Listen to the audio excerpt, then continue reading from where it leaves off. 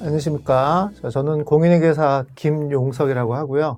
우리 KJ 에듀원 경영 아카데미에서 정부회계와 재무관리를 강의하고 있습니다. 이번 시간에는 우리 2019년도 공인회계사 1차 시험에서 우리 정부회계 과목이 어떻게 주요했는지 거의 5문제가 출제됐는데요. 5문제 다 거의 100% 적중했다고 보시면 되는데, 그 내용 및 풀이를 같이 한번 살펴보도록 하겠습니다.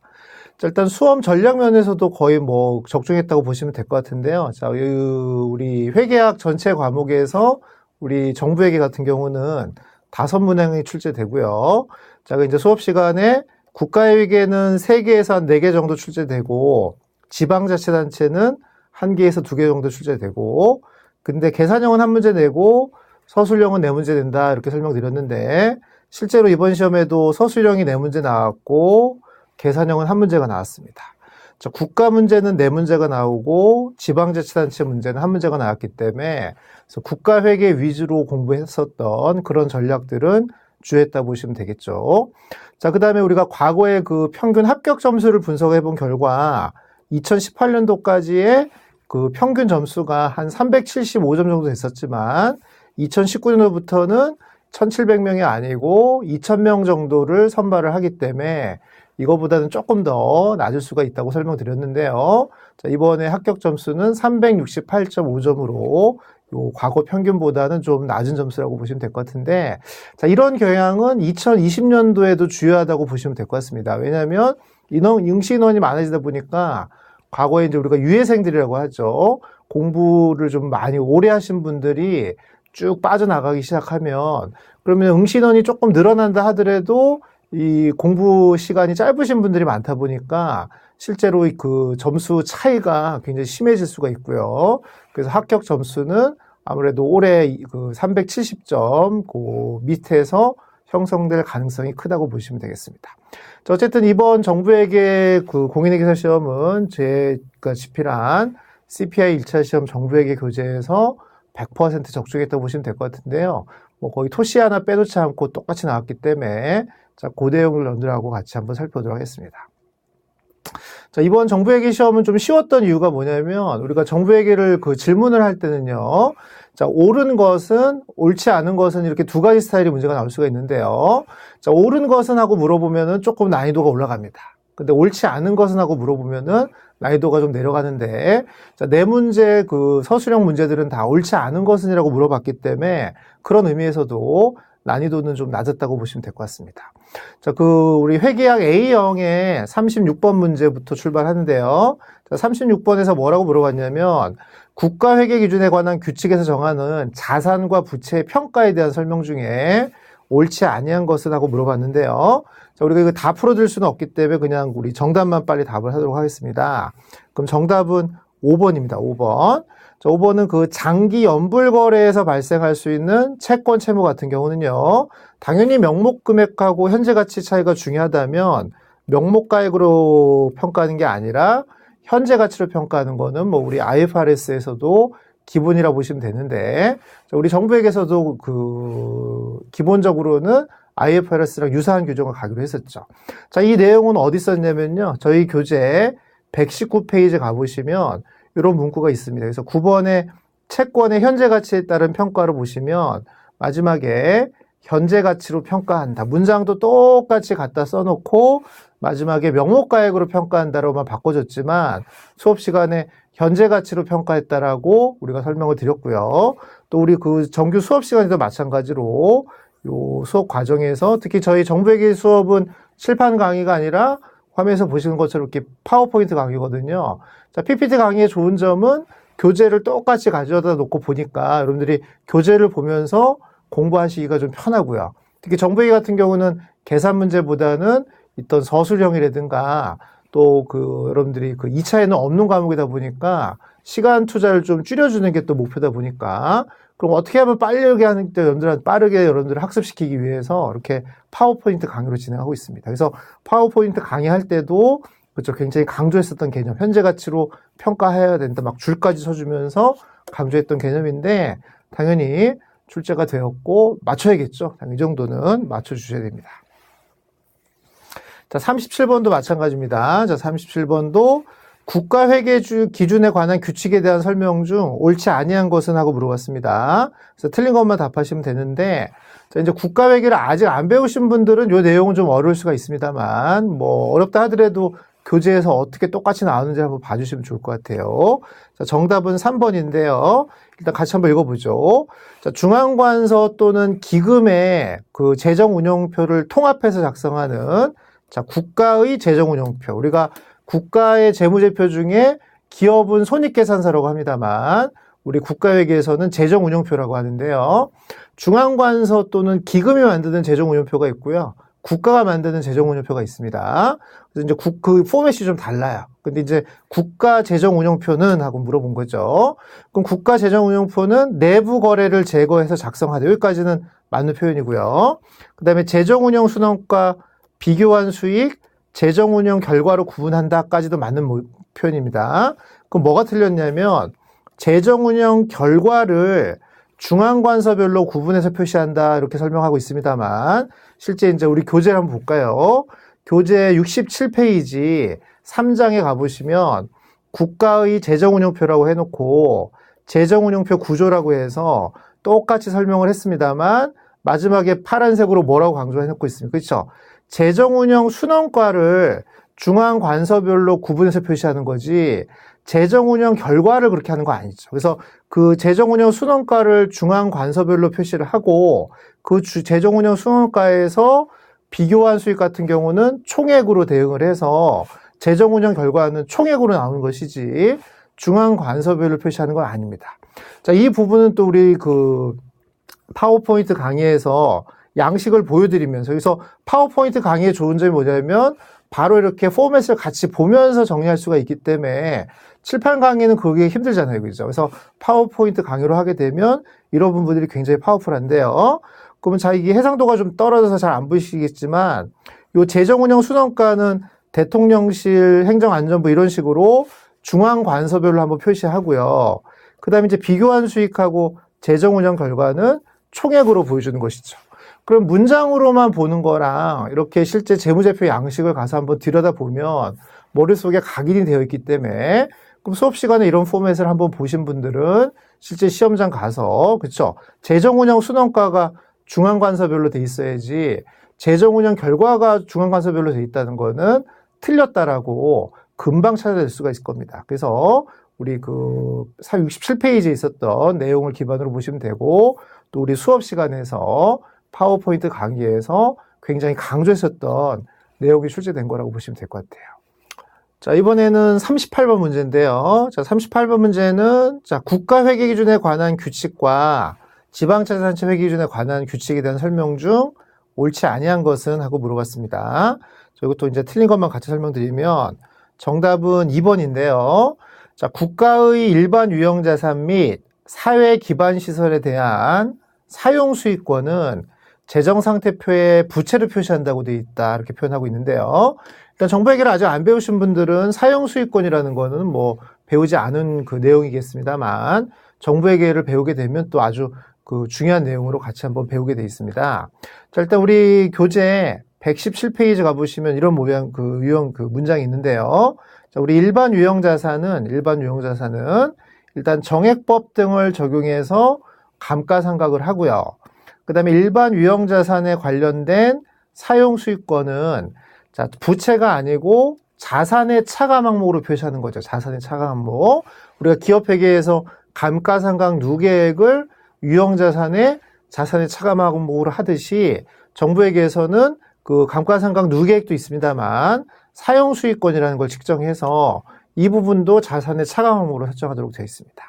자, 우리 강의 시간에도 마찬가지로 일반 유형자산하고 사회기반시설 모두에 적용되는 거죠. 여기도 있죠. 일반 유형자산과 사회기반시설 모두에 대해서 사용수익권은 자산의 차감 항목으로 표시한다. 이렇게 했으니까 그 교재에서도 강조했고 수업 시간에서 이렇게 밑줄까지 적으면서 강조해줬는데 시험장 가서 부채로 표시한다는 표현을 봤으면 당연히 틀렸다라고 답을 할 수가 있었겠죠. 그죠? 사용수익권이라는 건 우리가 그 정부다 보니까 이런 그 특히 사회 기반 시설 같은 경우 도로나 이런 것 같은 경우는 개인이 사유재산을 가질 수가 없다 보니까 개인이나 그 기업들이 국가에다가 이런 사회 기반 시설을 기부를 합니다. 우리가 기부 체납이라고 해서. 그리고 그 사회 기반 시설의 일정 부분을 사용할 수 있는 권리를 취득하게 돼 있는데요. 자, 그런 부분을 우리가 사용 수익권이라고 하고, 그럼 국가 입장에서 보면 그 자산 중의 일부는 다른 민간이 사용할 수 있게끔 허용을 해준 거니까 그 부분에 대해서는 자산의 차감 항목으로 표시한다는 내용입니다. 어쨌든 수업 시간에 충분히 설명을 드렸기 때문에 뭐 너무나 쉽게 출제되었다 보시면 되고요. 자, 39번. 39번은 이제 지방자치단체 문제입니다. 지방회계법 및 지방자치단체 회계준에 관한 규칙에 대한 설명 중 옳지 아니한 것은 하고 물어봤는데요. 이것도 이제 아직 그 수업을 안 들으신 분들은 어려울 수가 있습니다만, 자, 정답은 4번이고, 왜 4번인지, 또 우리 교재에는 어떻게 나와 있는지 또 말씀드리도록 할게요. 자, 우리가 그 정부회계라는 건 이제 국가가 만드는 정부회계가 있고, 지방자치단체가 이제 재무제표를 만들어주는 그 정부회계가 있는데, 39번은 이제 지방자치단체라고 생각하시고요. 자, 지방자치단체의 회계 처리와 재무 보고는 발생주의 및 복식부기까지 그 방식이 한다. 거기까지는 맞는 표현이란 말이에요. 자, 하지만 우리가 이제 예산회계라는 게 있고, 우리가 이제 실제로 하는 건 재무회계죠.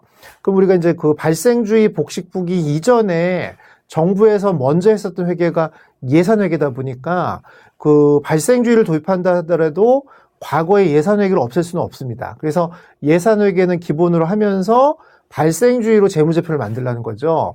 자, 그러면 평상시에 하던 예산회계랑 재무제표를 만들었던 발생주의하고는 분명히 차이가 있을 거니까 당연히 그 차이에 대한 명세서를 공시하는 거는 당연한 거라고 생각하시면 될 것 같아요. 근데 문제는 그 공시 장소가 주석이라고 했기 때문에 틀린 겁니다. 자, 우리가 그 재무제표의 그 본문을 설명하는 것이 주석이고요. 주석도 기업에서는 재무제표 일부로 봅니다. 자, 하지만 우리 정부회계에서는 주석을 제외한 나머지 또 그 보충적으로 정보를 제공해 주는 것을 바로 필수 보충 정보라고 해서 이 필수 보충 정보는 재무제표는 아니라는 것이죠. 그래서 필수 보충 정보는 주석과는 구별을 좀 하셔야 되는 겁니다. 자, 그러면 이 필수 보충 정보에서 설명할 때 요 네 번째 항목에 자, 예산회계랑 재무회계에 관련된 차이에 대한 명세서는 필수 보충 정보로 제공을 해야지 주석으로 표시하면 안 된다라고 강조를 해드렸고요. 또 강의 시간에도 마찬가지로 요 예산회계와 재무회계 차이에 대한 명세서도 마찬가지로 필수 보충 정보에다가 표시를 해야지 주석으로 가면 안 된다고 설명을 드렸습니다. 또 수업 시간에 엄청 강조해드렸거든요. 주석과 필수 보충 정보는 꼭 구별을 해라. 왜냐면 그 서로 엇갈리게 될 수가 있기 때문에. 그래서 수업 시간을 잘 또 들으신 분들은 당연히 맞추는 거고요. 안 들었다 하더라도 책에 이렇게 잘 나와 있기 때문에 이 정도는 당연히 맞춰야 되고 충분히 맞출 수 있는 문제입니다. 그래서 39번 요 네 문제까지는 기술형 문제인데 책의 문장 그대로 출제했잖아요. 그죠? 또 강의 시간 파워포인트 강의에서 전부 다 밑줄까지 쳐준 부분들이 출제됐기 때문에 틀릴 수가 없습니다. 틀릴 수가 없어요. 자, 마지막 40번. 40번은 계산 문제니까 뭐 똑같이 이걸 해드릴 수는 없습니다만 유제도 있습니다. 유제.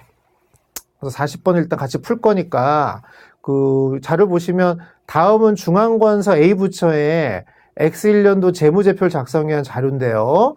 자, 첫 번째 자료, 두 번째 자료, 세 번째 자료, 네 번째, 다섯 번째, 6개의 자료를 주고요. 자, 그 다음에 다음과 같은 내용들을 물어보면서 자, 5개를 읽다가 옳지 않은 것을 답을 하라 이렇게 했는데요. 자, 이 문제랑 거의 유사한 문제가 제 교재 314페이지 가보면 모의고사 제가 그 1, 2, 3, 4, 4회까지 만들어 놨는데 거기 3회 문제 가보시면 3번 문제. 자, 요 위의 자료랑 비슷하고요. 그 다음에 뭐 대충 보시면 아시겠지만 요 자료랑 거의 비슷합니다. 주어진 게 비슷하고요. 대신에 이제 제가 모의고사 낼 때는 각각의 금액이 얼마인지 계산 문제를 낸 것이고 우리 현재 기출문제는 그 계산이 맞는지 틀리는지 문장으로 던져준 것인데요. 계산만 맞추면 당연히 뭐 이런 형태를 맞출 수가 있을 테니까 그럼 우리 모의고사 3회에 3번을 풀었던 사람이라면 당연히 이 40번 기출문제는 충분히 풀 수 있을 것이고요. 또 그 모의고사 아니더라 하더라도 본문에서 이런 그 재정운용표랑 순자산 변동표를 구분하는 그 내용들은 충분히 많이 설명을 드렸습니다. 자, 어쨌든 이거는 풀이도 좀 해드려야 되니까 같이 풀면서 계산 문제가 어떻게 출제되는지도 같이 한번 살펴보도록 하겠습니다. 자, 첫 번째 이제 계산을 하기 위해서는 우리가 재정운용표라는 거를 한번 이해를 하셔야 되는데요. 자, 우리 재정운용표 66페이지 3장에 가보시면 재정운용표의 구조에 대해서 설명을 해놨는데요. 자, 특히 중앙관서냐 국가냐를 꼭 구분하셔야 되기 때문에, 그럼 중앙관서의 재정운용표는 일단은 그 프로그램 순원가란 걸 먼저 계산하시고, 그 프로그램 순원가에다가 관리 운영비, 비배분 비용은 더하고 비배분 수익을 차감한다면 재정운영 순원가가 되는 겁니다. 자, 그 재정운영 순원가에서 비교한 수익을 차감하게 된다면 재정운영 결과가 되는 것이고요. 이 부분은 또 수업 시간에도 엄청 강조를 해드린 것이죠. 자, 그러면 우리 기출문제에서는 그 문항 1번이 재정운영 순원가를 물어본 것이고, 문항 2번이 재정운영 결과를 물어본 것이니까 요 공식에 그대로 대입해서 계산만 해주시면 이 답을 맞출 수가 있을 겁니다. 자, 아직 안 배운 분들은 좀 이해하기가 굉장히 어려운 내용인데요. 자, 우리가 그 회계 실체라고 해서 우리가 이제 여기 일반회계란 말이 보이죠. 일반회계, 특별회계, 기금 이런 걸 우리가 회계 실체라고 합니다. 자, 회계 실체가 뭔지 설명드리려면 또 시간이 오래 걸리니까 그냥 일반회계라는 회계 실체가 있다고 생각하시고, 자, 이런 일반회계라는 회계 실체 같은 경우는요, 요 비교한 수익에다가는 그 수익을 보고하지 않고 나중에 순자산 변동표에다가 보고하도록 되어 있기 때문에 요 예제에서는 일반회계이기 때문에 비교한 수익이 없다는 거죠. 답이 없다는 겁니다. 비교한 수익이 답이 없다 보니까 계산을 안 해봐도 1번의 재정운영 순원가가 28,000원이고 2번의 재정운영 결과가 28,000원이라면 두 답은 맞다는 겁니다. 왜냐하면 값이 똑같아야 되기 때문에. 그래서 1번, 2번이 동시에 틀릴 수는 없는 것이니까, 그럼 이 부분은 계산 과정을 좀 생략한다 하더라도 논리적으로 풀어봐도 1번, 2번은 맞을 수밖에 없구나를 알게 될 거예요. 어쨌든 하나씩 대입을 해서 계산을 해봐야겠죠. 그럼 첫 번째는 우리 자료에 가보시면 프로그램 총원가가 35,000원이고요. 프로그램 수익이 15,000원이기 때문에 자, 총원가에서 수익을 빼라고 했으니까 35,000원에서 15,000원을 차감하면 프로그램 순원가는 2만 원이 됩니다. 2만 원. 자, 그 다음에 요 관리 운영비라는 걸 집계하기 위해서는요, 우리 행정 운영을 위해서 발생한 인건비랑 경비가 모두 관리 운영비라고 되어 있으니까 이 둘을 더하시면요, 10,000원이 관리 운영비가 되고요. 그 다음에 비배분 수익이 8,000원이라고 되어 있으니까 비배분 수익은 8,000원이 되는 것이고요. 비배분 비용은 6,000원이라고 되어 있으니까 비배분 비용은 6,000원이 되는 겁니다. 자, 그럼 요 공식에 그대로 대입해서 재정운영 순원가를 계산해 보시면 28,000원 당연히 나오고요. 방금 설명드린 것처럼 일반 회계이기 때문에 비교한 수익 등의 금액이 없습니다. 자, 그러면 재정운영 결과도 재정운영 순원가랑 일치하게 28,000원이라는 답이 맞다는 것이죠. 자, 근데 여기까지 이제 재정운영표 온 거고요. 자, 3번, 4번, 5번은 다 순자산 변동표를 묻는 것이기 때문에 그럼 이제 순자산 변동표, 우리 기업회계로 따지면 자본 변동표에 준하는 재무제표인데요. 그 순자산 변동표에 가서 또 계산을 해보셔야겠죠. 자, 그럼 우리가 순자산 변동표에 나중에 이제 그 배우시게 되면 재원의 조달 및 이전이라는 게 있는데요. 재원의 조달 및 이전이라는 건 우리 교재 94페이지에 설명하고 있습니다. 재원의 조달은 유입액이고요. 재원의 이전은 유출액입니다. 자, 그러면 다음 항목들은 재원의 조달이나 재원의 이전에 넣으라고 되어 있는데요. 첫 번째 거기 제재금 수입 3,000원. 그럼 제재금 수입 3,000원 여기에 해당이 되니까 이거 재원의 조달이 맞죠. 그 다음에 국고 수입 14,000원도 국고 수입도 마찬가지로 재원의 조달이 맞고요. 부담금 수입 9,000원도 부담금 수익이 맞기 때문에 지금 요 동글뱅이 친 3개는 우리 교재에 나와 있는 재원의 조달에 그대로 다 있는 것이고요. 마찬가지로 국고 이전 지출도 2,000원도 마찬가지로 재원의 이전으로 봐야겠죠. 단 주의할 점이 조달은 플러스고 이전은 마이너스니까 그 위에 3개는 더해주시고 지출은 빼줘야 전체적인 재원의 조달 및 이전이 되겠죠. 자, 그래서 그 3개는 더하고 2,000원은 빼니까 24,000원이 됩니다. 그래서 24,000원이 순자산 변동표에 재원의 조달비 이전에 보고되는 거는 맞죠? 맞습니다. 자, 그 다음에 네 번째가 뭘 물어봤냐면 기말에 적립금 및 잉여금을 물어봤는데요. 자, 적립금 및 잉여금이라는 것을 결정하기 위해서는 우리 수업 그 교재 96페이지에 가보시면 키포인트로 뽑아놨는데요. 자, 일단 그 적립금 및 잉여금을 계산할 때는 재정운영 결과랑 재원의 조달 및 이전 항목은 적립금 및 잉여금에는 표시하라고 돼 있으니까 이 두 가지를 표시를 해 주셔야 됩니다. 단 주의할 점이요. 이 재정운영 결과라는 거는 수익에서 비용을 뺀 게 아니고 비용에서 수익을 뺀 것이기 때문에 계산할 때는 순자산의 감소로 계산하셔야 되는 것이죠. 그래서 앞에서 재정운영 결과가 28,000원이 나왔습니다만 마이너스로 계산해 주시고 재원의 조달 24,000원은 플러스로 해준 다음에 기초에 7,000원은 더해주는 거는 뭐 기본으로 해주면 되니까 그럼 기말 잔액은 3,000원이 되는 것이니까 그럼 4번도 맞다라고 보시면 되겠죠. 그래서 정답은 5번이 틀린 것인데 어쨌든 이 문제는 뭐 시간이 좀 걸리겠죠. 왜냐면 결국 답 5번을 찾기 위해서는 1, 2, 3, 4, 5까지 계속 계산을 해 나가야 하기 때문에 그렇습니다.